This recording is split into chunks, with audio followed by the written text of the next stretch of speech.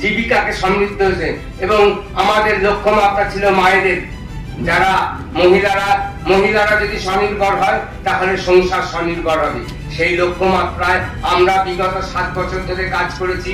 ভারত সরকার এবং পশ্চিমবঙ্গের যে সরকার আছে তাদের সহযোগিতার মধ্যে স্থানীয় পুর প্রতিনিধি এবং পশ্চিমবঙ্গ সরকারের বিভিন্ন কর্মসূচির মধ্যে দিয়ে আমরা এই কাজকে এগিয়ে নিয়ে যেতে চেয়েছি। এবং আমরা প্রতি বছরে প্রতিটি জেলায় 200 করে অর্থাৎ 1000 জন কৃষককে আমরা এই ছাগল, মুরগি এবং মাছ প্রদান করব।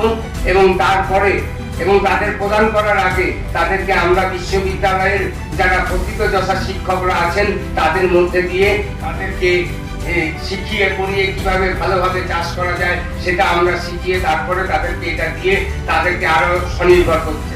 আমাদের লক্ষ্য একটাই, যে আমরা একটা ভেবে রেখেছি যে আমরা আপনাকে 3টে ছাগল দিলে আপনাকেও 3টে ছাগল কিনতে হবে। আমি গ্রামে কাজ করার অভিজ্ঞতা থেকে দেখেছি যে সরকার থেকে যদি আমি 3টে ছাগল দিই এটা সরকারি দান বলে আমি যেই মাত্র দিলাম তারপরে পরের হাটে সেটা বেঁচে দিল। আমরা সেটা বলছি না।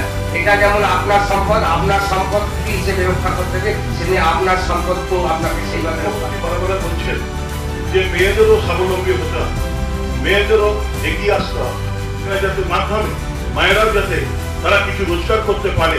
তাই লক্ষ্মী ভান্ডার তিনি দিচ্ছেন যাতে মার্কেটটা সচল হয় এবং এই টাকাটা তাদের হাত ঘুরে, মায়েদের হাত ঘুরে যাতে মার্কেটে আসে এবং সেখানে ক্ষুদ্র কুটির শিল্প যারা যুক্ত আছে এই মার্কেটটাও সচল হয়।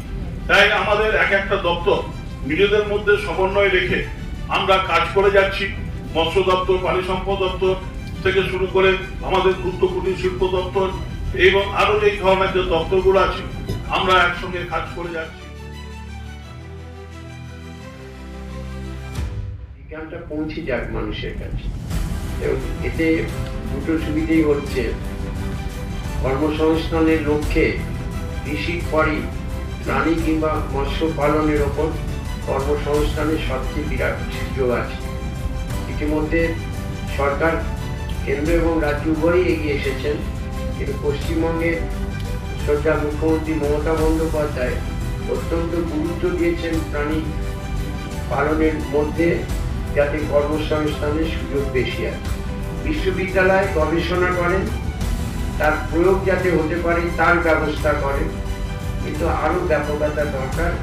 আমি ধন্যবাদ জানাই বিশ্ববিদ্যালয়ের উদ্যোগ নিয়েছেন বলে কৃষক দ্বারা। আমার দুটো প্রস্তাব অনেকদিন ধরে পেন্ডিং আছে বিশ্ববিদ্যালয়টা, উপাচার্য এবং এসি দ্বারা রয়েছেন। আমি বলেছিলাম যে পুরুলিয়াতে অযোধ্যা পাহাড় ওই দিককে কেন্দ্র করে আমরা দেখুন বনরাজ করছি সুন্দরবনে এইসব জায়গাতে, কিন্তু ব্ল্যাক বেঙ্গল বোটের পক্ষে সবচেয়ে বড় উপযোগী জায়গা। ওটা যদি বিশ্ববিদ্যালয় তার নিজে উদ্যোগ নিয়ে ওখানে ব্যবস্থা নেন, আমার মনে হয় মানুষের জীবিকা যেমন হবে তেমনি মানুষের ঘাটতি পূরণ হবে, মানুষ আয়ের পথ খুঁজে পাবে। মৌমাছির প্রজনন কিংবা সংরক্ষণ করবার জন্য বিশ্ববিদ্যালয় একটা উদ্যোগ নেই। আমি নিজে ব্যক্তিগতভাবে একটা জমি বিশ্ববিদ্যালয়কে লিখেও দিই।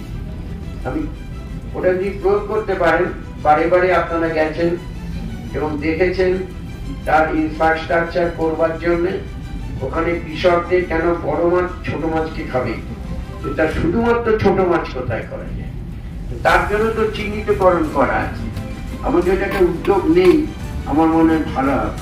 একটা বিশ্ববিদ্যালয় কর্তৃপক্ষের কাছে আমার আবেদন থাকবে এবং ত্রিপাঠী আছেন এখানে ডাক্তার, তারা উদ্যোগ নিতে পারেন এ ব্যাপারে।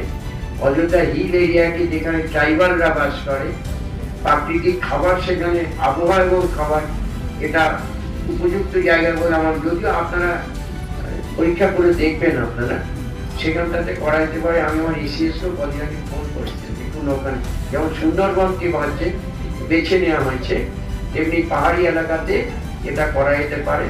আর চুরুমাছের একটা প্রজেক্ট আমি দিয়েছি, যদি আপনারা এটা হেল্প করেন সেটা করা যায়।